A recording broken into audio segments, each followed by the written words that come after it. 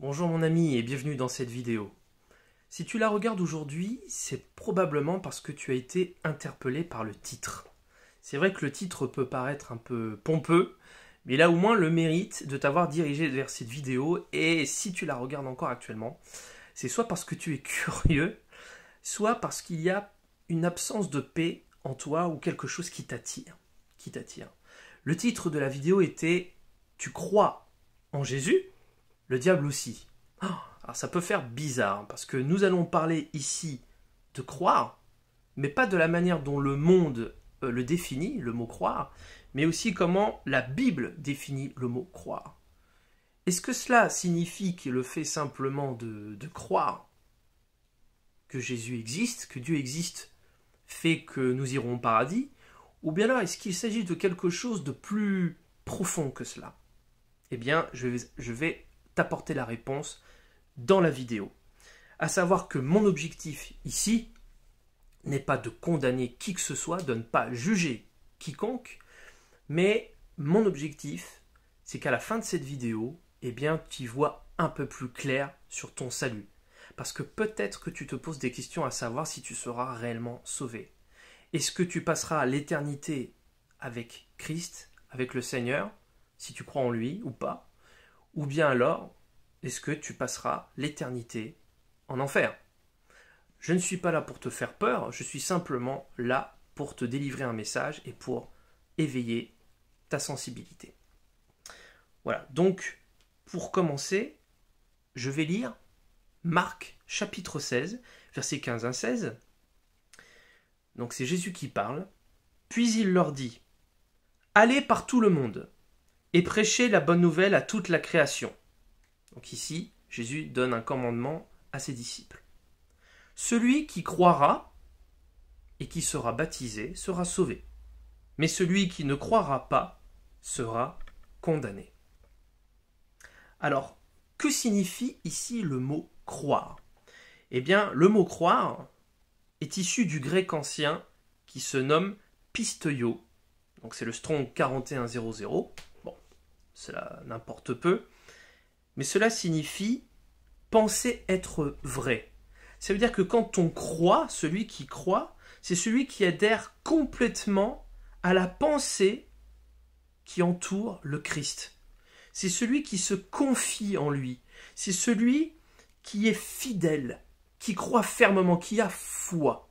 Parce que le mot croire ici, pistoio, est aussi dérivé du mot grec ancien pistis, qui signifie avoir foi. Et on le trouve plus de 220 fois dans le Nouveau Testament. C'est un mot qui est souvent répété, souvent par le Seigneur et par les apôtres, et qui a une importance capitale, voire même salvatrice. Alors pourquoi j'ai mis le titre « Croire », le diable croit également? Eh bien c'est parce qu'il y a deux manières de croire ici.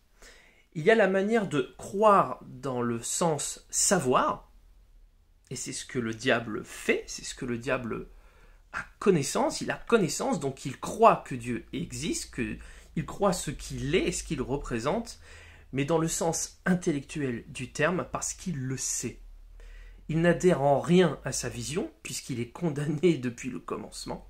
Il est condamné, et d'ailleurs il sait qu'il lui reste peu de temps et il s'acharne sur terre.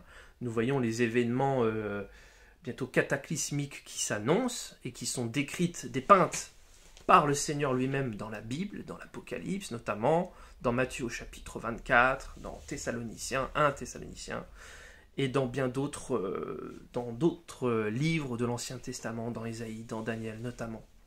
Donc Dieu se sert souvent des serviteurs, les prophètes, afin de connaître ses desseins avant de les accomplir. Et c'est là où le danger est, c'est que le fait de croire de manière intellectuelle, de le croire ici, de simplement avoir connaissance de qui est Dieu, eh bien cela ne nous sauve pas. Je suis désolé de vous le dire, et nous allons le voir tout au long de cette vidéo, mais le simple fait de croire avec sa tête, eh bien cela ne veut pas signifier que l'on sera sauvé. D'accord? Donc le mot ici, croire, quand Jésus utilise le mot croire ici, il pense du fait d'avoir foi, de placer sa confiance d'être intimement persuadé et d'adhérer dans son intégralité à cette pensée. Ce n'est pas le cas du diable. Le diable sait qu'il lui reste peu de temps. Le diable croit en Dieu dans le sens qu'il sait qui il est et il connaît ses plans. Et il fera tout son possible pour vous le cacher. Si toi tu n'es pas encore converti, pas dans le sens péjoratif du terme, mais si tu ne t'es pas encore tourné vers Dieu et que tu n'as pas accepté son Fils Jésus, eh bien le diable s'en réjouit et il va user de tout un tas de stratagèmes pour te persuader du contraire et pour te maintenir dans l'ignorance et le mensonge. Car c'est là un de ses buts, c'est le maintenir dans le mensonge pour t'éloigner de Dieu, te maintenir dans le péché. Et le but ultime de Satan, c'est de t'empêcher d'être avec Dieu pour l'éternité, donc c'est-à-dire de posséder le salut que seul Jésus peut t'apporter. Et donc j'en viens. Une des premières vérités que le diable cache, eh bien, c'est que Jésus est le Fils de Dieu. Le fait de ne croire simplement qu'à Dieu en tant que créateur ne signifie pas que Dieu te prendra avec lui lors de la fin des temps ou après ta mort. Je lis ici 1 Jean, donc c'est dans le Nouveau Testament, chapitre 5, versets 10 à 13. Celui qui croit au Fils de Dieu a ce témoignage en lui-même. Celui qui ne croit pas Dieu le fait menteur, puisqu'il ne croit pas au témoignage que Dieu a rendu à son Fils. Et voici ce témoignage. C'est que Dieu nous a donné la vie éternelle, et que cette vie est dans son Fils. Celui qui a le Fils a la vie. Celui qui n'a pas le Fils de Dieu n'a pas la vie. Je vous ai écrit ces choses afin que vous sachiez que vous avez la vie éternelle, vous qui croyez au nom du Fils de Dieu. Donc ici, on le voit très clairement que celui qui a le Fils, qui l'a accepté, a la vie, mais que celui qui ne reconnaît pas Jésus-Christ comme le Fils de Dieu n'a pas la vie. Et quand on parle de la vie, ce n'est pas de la vie biologique, là, le souffle, le pneuma, on parle de cette vie éternelle. Ça, c'est une première chose que le diable ne veut pas que tu saches. Il ne veut pas que tu aies cette révélation du Fils de Dieu. Et on va voir pourquoi il ne le veut pas. Parce que, déjà, premièrement, Jésus, et ça je le dis, et je suis désolé si je peux choquer certaines personnes, mais Jésus, d'après la parole de Dieu, est le seul chemin qui mène à Dieu. Jésus est le seul chemin. Je lis ici Jean, chapitre 14, verset 6. Jésus lui dit « Moi, je suis le chemin et la vérité et la vie.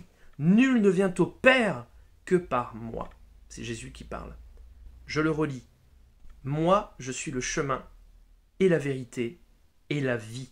Nul ne vient au Père que par moi. » Jésus est la porte par laquelle il fait entrer ses brebis. Il est le bon berger. Et les brebis entendent sa voix. Est-ce que vous entendez la voix de Jésus, votre Sauveur?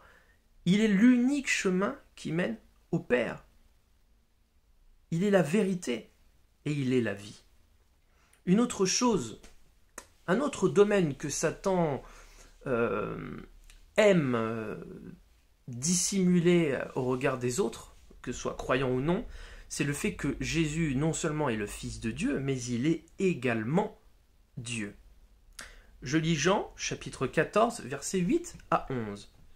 Philippe lui dit, donc un de ses disciples, « Seigneur, montre-nous le Père et cela nous suffit. » Jésus lui dit, « Je suis depuis si longtemps avec vous, et tu ne m'as pas connu, Philippe? Celui qui m'a vu a vu le Père. Et comment toi, dis-tu, montre-nous le Père? Ne crois-tu pas que moi je suis dans le Père et que le Père est en moi? Les paroles que moi je vous dis, je ne les ai pas dites de par moi-même. Mais le Père qui demeure en moi, c'est lui qui fait les œuvres. Croyez-moi que je suis dans le Père et que le Père est en moi. Sinon, croyez-moi à cause des œuvres elles-mêmes. Donc ici, Jésus nous révèle, nous dit que il l'exprime très clairement, et vous avez vous avez d'autres versets dans la Bible, mais j'ai pris celui-ci. Vous allez voir, on va beaucoup étudier Jean. Jean était un disciple qui était proche, qui était dans l'intimité de Jésus. Et il explique ici que oui, Jésus est le Père. Et quand on dit « montre-nous le Père », quand on cherche le Père, mais c'est à travers Christ. Et Philippe, un de ses disciples qui était avec lui, ose demander « mais montre-nous le Père ». Et Jésus est interpellé, ne comprend pas. Il se dit « mais attends, depuis tout ce temps que je suis avec vous, tu ne m'as pas connu ? Je suis le Père. Le Père vit en moi, je vis dans le Père. » Je le relis. Ne crois-tu pas que je suis dans le Père et que le Père est en moi ? Croyez-moi que je suis dans le Père et que le Père est en moi. Donc ça, c'est un mensonge. Excusez-moi. Satan veut nous persuader du contraire, et c'est un mensonge. Oui, Jésus est le Fils de Dieu, Dieu qui, par amour, s'est fait homme, une partie de lui s'est fait homme, 100% homme, 100% Dieu. Alléluia. Et autre chose aussi.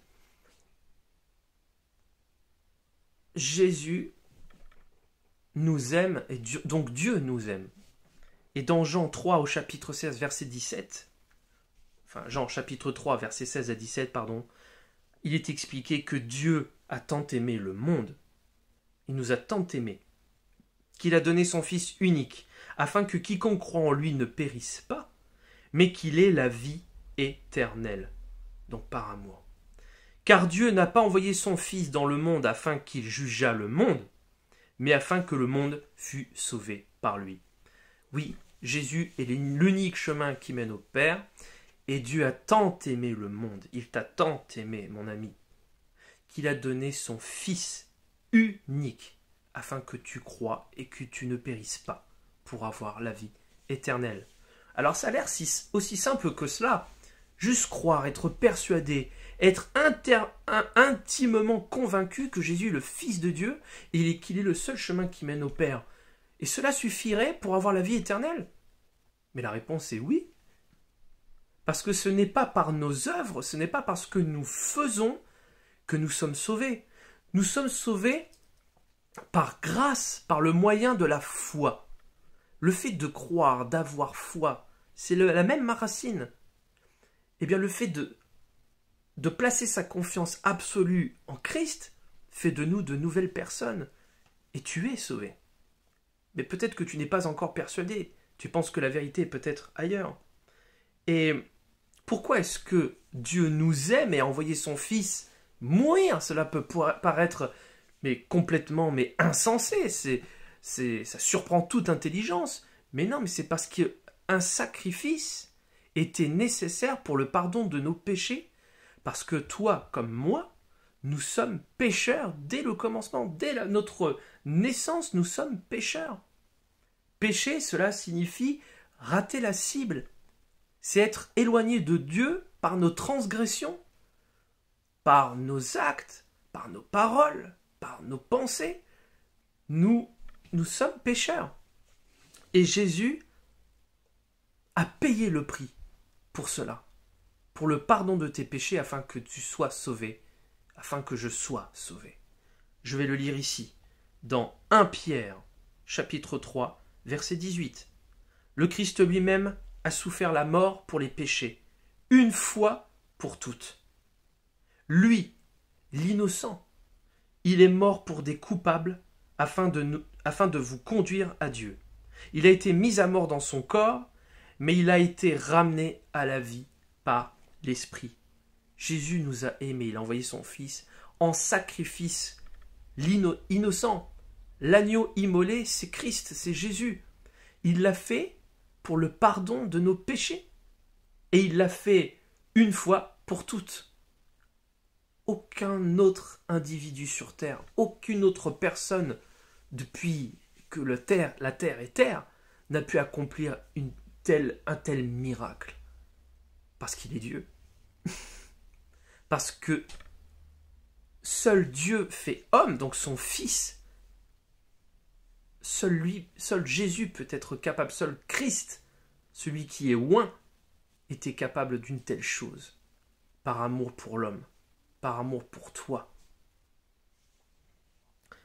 Je lis également dans 1 Corinthiens chapitre 15, versets 3 et 4. Paul qui écrit « Je vous ai transmis comme un enseignement de première importance ce que j'avais moi-même reçu. Le Christ est mort pour nos péchés, conformément aux Écritures. Il a été mis au tombeau et il est ressuscité le 3e jour, comme l'avaient annoncé les Écritures. » Souvent lorsque nous allons dans des églises, dans certaines dénominations chrétiennes, eh bien nous avons tendance à voir cette symbolique, nous avons tendance à voir le Christ représenté sur la croix est mort, crucifié pour nos péchés et nos transgressions. Mais nous oublions aussi quelque chose de très important, c'est qu'il a été enseveli et qu'il est ressuscité le 3e jour et qu'il règne dans les cieux sur son trône à la droite du Père. Nous avons tendance à l'oublier. Oui, Christ est mort pour nos péchés et il est ressuscité afin que nous ayons la vie. Car s'il était simplement mort à la croix, enfin simplement, c'est déjà un miracle en soi, s'il était mort sur la croix pour nos péchés, mais qu'il n'était pas ressuscité, il ne serait pas Dieu. Dieu ne peut pas mourir. La mort n'a pas de pouvoir sur Dieu. C'est pour ça que Jésus est entièrement Dieu. Il est le Fils offert en sacrifice et il est Dieu. Il est ressuscité afin que nous ayons la vie. Parce que lors du jugement, même à la fin des temps, ceux qui sont morts seront ressuscités. Les morts en Christ seront ressuscités pour la vie éternelle. Et ceux qui n'auront pas accepté le Christ, qui n'auront pas fait de lui leur Seigneur et leur Sauveur, eh bien seront mis de côté. Ils seront livrés au tourment éternel. Et ce n'est pas l'objectif, ce n'est pas la volonté de Dieu pour notre vie, pour toi, mon frère, ma sœur, mon ami. Non, il t'aime. Et ce message est peut-être une ultime tentative de te ramener à lui avant ce qui s'en vient sur la terre. Si tu n'as pas accepté Christ aujourd'hui et que tu décèdes ou qu'il t'arrive quoi que ce soit, je suis désolé de te le dire, mais le purgatoire, c'est un concept inventé par les hommes. Il n'y a aucune trace. Et je t'invite, si tu n'en es pas persuadé, à faire tes propres recherches ou à demander l'aide du Seigneur, mais fais tes recherches. Appuie-toi sur la Bible, puisque nous appuyons notre foi sur la parole de Dieu. Fais tes recherches et tu verras que le purgatoire n'existe pas. Ce n'est pas ceux qui sont restés, ce n'est pas notre famille, nos amis, ceux qui prient pour nous, qui ont en charge notre salut. Le salut est fait en pleine... Accepter Christ, c'est le faire en pleine conscience. C'est une démarche personnelle. Ce n'est pas parce que les autres prient pour toi. Je sens quelqu'un ici. Je sens que tu es touché dans ton cœur. Ce n'est pas... Et Dieu a un message pour toi aujourd'hui. Il se sert de son serviteur, donc un serviteur comme moi, un homme lambda, un chrétien lambda. Il veut te dire aujourd'hui que ce n'est pas parce que tes parents, ce n'est pas parce que ta famille prie pour toi que tu es sauvé. Fais cette démarche auprès du Seigneur Jésus. Accepte-le. Il est l'unique chemin qui mène au Père. Nous l'avons lu tout à l'heure. Il est le chemin, la vérité et la vie. Jean. Lis Jean. Nul ne vient au Père que par lui. Ce n'est pas un pasteur. Ce n'est pas un prêtre. Ce n'est pas Marie. Ce n'est pas un ange. Ce n'est pas un serviteur de Dieu. Ce n'est pas un faux Dieu qui mène au salut, qui mène à l'éternité auprès de Dieu. C'est Jésus-Christ lui seul. Sinon, pourquoi serait-il mort et ressuscité? Cela n'a pas de sens. Alors accepte-le pendant qu'il est encore temps. Ceci est un ultime message pour toi. Et comme il est mort et ressuscité, il vit également en nous. Nous sommes le temple du Saint-Esprit, nous qui l'avons accepté. Nous qui avons cru. Le diable n'a pas cru. Je lis Jean, chapitre 14, versets 23-24. Jésus répondit et lui dit, « Si quelqu'un m'aime et qu'il garde ma parole, et mon Père l'aimera, et nous viendrons à lui, et nous ferons notre demeure chez lui. » Alléluia. Tu n'es plus sous la condamnation. Tu es lavé de tes péchés. Tu es purifié. Et le Seigneur vit en toi par son Esprit Saint.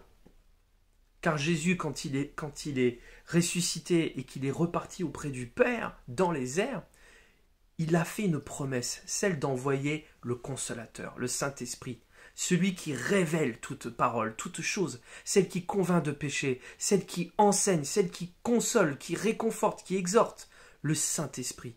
Et c'est grâce à ce Saint-Esprit que Jésus vit en toi. Lorsque tu demandes pardon à Dieu, lorsque tu te confies en lui, que tu l'acceptes comme Seigneur, comme Sauveur, que tu dis oui maintenant je t'appartiens, eh bien le Saint-Esprit peut te baptiser et tu reçois son esprit. Alléluia. Il dit également que celui qui ne m'aime pas ne garde pas mes paroles. Et la parole que vous entendez n'est pas la mienne, mais celle du Père qui m'a envoyé. C'est Jésus qui parle. Alors j'aimerais faire le point maintenant avec toi.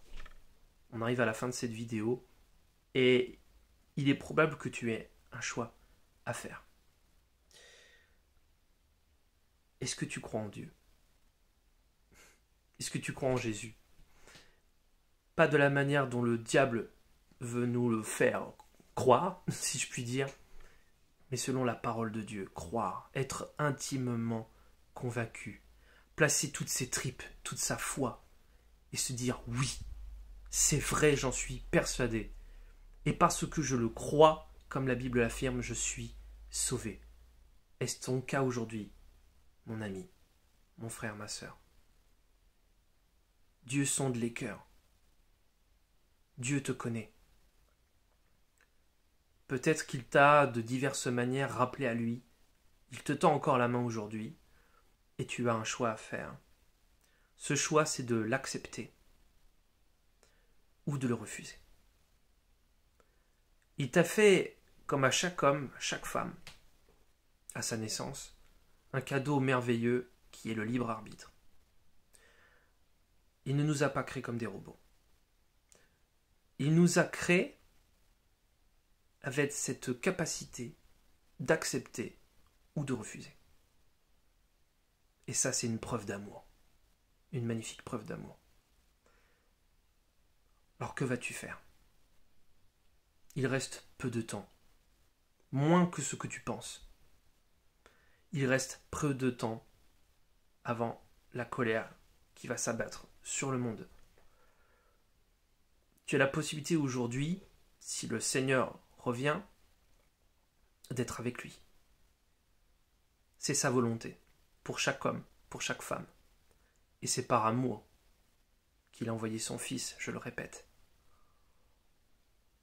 Il a la possibilité aujourd'hui de pardonner tes péchés, tes transgressions. Il peut purifier. Il va te purifier. Il va t'aider. Si tu as des choses que tu n'arrives pas, des addictions, quelqu'un a une addiction ici. S'il y a des choses, tu te sens esclave de quelque chose, le Seigneur peut te libérer aujourd'hui même. Si tu lui fais confiance. Si tu l'invites dans ton cœur, il t'aidera. Il est comme ce jardinier qui, tu sais, le cœur est comme un jardin. Et il arrive parfois d'avoir des mauvaises herbes. Et si on les laisse, elles envahissent le jardin. Il y a des ronces, il y a toutes sortes d'animaux bizarres. Et l'état est de pire en pire. Et le Seigneur est le plus grand de tous les jardiniers. Il enlèvera toutes les mauvaises herbes de ton cœur. Toutes ces semences que tu as pu mettre dans ton cœur ou que les autres ont mises dans ton cœur, le Seigneur peut t'en débarrasser. Il va labourer ton cœur avant. Il va labourer. Il va te travailler. Et si tu le laisses faire, uniquement si tu le laisses faire, il va mettre ton jardin dans un état merveilleux. Après, il t'apprendra comment semer de bonnes choses et comment récolter de bons fruits. Parce que accepter Christ, être sauvé, être né de nouveau tel qu'indiqué dans la Bible, et pour ça, peut-être que je ferai une autre vidéo, mais c'est pas le but aujourd'hui, mais nous sommes amenés à porter aussi du fruit. Et c'est ce que je fais aujourd'hui avec toi. Je prêche la bonne nouvelle, je prêche l'évangile. Je suis sauvé, j'ai accepté et je porte du fruit. Je témoigne. Je produis des fruits pas comme les fruits mauvais que le monde peut produire. Même si, comme je te l'ai dit, je suis pécheur, comme toi. Mais le péché n'a pas de domination sur moi. Parce que lorsque tu laisses faire le Seigneur, eh bien, il te délivre du péché. Mais c'est aussi pour ça qu'il est crucifié sur la croix. Il a crucifié le péché, il s'est fait malédiction. Toute cette condamnation qui devait tomber sur nous est tombée sur lui. Et une fois pour toutes, il nous en a débarrassés. Il suffit simplement de croire. Laisse-le faire. Donne ta vie au Seigneur. Accepte-le. Et tu seras délivré de toutes ces choses qui t'angoissent, de toutes ces choses qui t'empêchent d'avancer. Tu auras la paix. Pas la paix comme apporte le monde, comme apporte la spiritualité, la méditation qu'on peut trouver dans les choses ésotériques ou le New Age ou le yoga, je ne sais pas, les enseignements de Bouddha. Non, ça c'est la paix de la terre telle qu'apporte le monde. Ça ne comble rien, on reste vide. Et tous ces enseignements d'ailleurs demandent de faire le vide. Mais pour te remplir de quoi après? Alors que le Seigneur c'est l'inverse. Il te remplit. Il te remplit de paix. Il te remplit de joie. Il te remplit d'amour. Il vient sécher tes larmes. Il vient cicatriser tes plaies. Il met du baume sur ton cœur. Il te restaure. Ça, c'est Jésus. Le monde ne peut pas t'apporter cela. Satan va utiliser le monde pour te persuader, pour te manipuler, pour utiliser tes sentiments, pour t'éloigner de Dieu. C'est son objectif ultime, t'éloigner de lui. Mais aujourd'hui, tu as le choix de dire stop. Tu as le choix de dire maintenant, je m'abandonne à toi, Seigneur. Je te laisse faire. Je pose mes fardeaux à tes pieds, à ta croix. Je pose maintenant mon fardeau, je te le laisse. Jésus est mort pour ça. Je te le laisse. Viens, change ma vie. Si tu viens, je te le dis, mon frère, ma sœur, parce que j'ai envie de t'appeler frère ou sœur, même si pour l'instant tu ne crois pas, mais comme j'espère en Christ, Christ t'attend. Si tu te repens, si tu regrettes amèrement tes transgressions, le fait que tu sois coupé du Seigneur, éloigné de lui par ta faute, par tes fautes, et que tu décides de changer de comportement, de changer tes pensées, de faire demi-tour. En grec, c'est ce qu'on appelle métanoïa. La repentance, c'est ça. C'est shifter, c'est faire demi-tour, changer de comportement. Tu fais ça. Tu fais une prière, pas une prière, ça n'existe. D'ailleurs, je vais te faire gagner du temps. Si tu cherches une prière du salut, une prière de repentance, ça n'existe pas. On peut te donner des exemples pour te montrer, pour te guider un petit peu, mais une prière sincère, elle est personnelle. C'est ta relation avec le Créateur. C'est ta relation avec Christ, car je le répète encore une fois, comme la Bible le mentionne, nul ne vient au Père que par Jésus. Il est le chemin. Il est celui qui a donné sa vie pour toi, pour que tu aies la vie éternelle. Alors repens-toi, fais cette prière avec Jésus où tu l'acceptes. Une prière, c'est une conversation. C'est pas un monologue où tu parles à un mur. Tu sais que quand tu vas faire ce choix-là, de donner ta vie, eh bien, tu sais que le Père, dans ta chambre, t'écoute. Il te voit dans le secret, et il te le rendra. Jésus t'aime, mon frère, ma sœur. Ne l'oublie jamais, et accepte-le. Sur ce, je te souhaite une bonne journée ou une bonne soirée, et que le Seigneur te bénisse. Amen.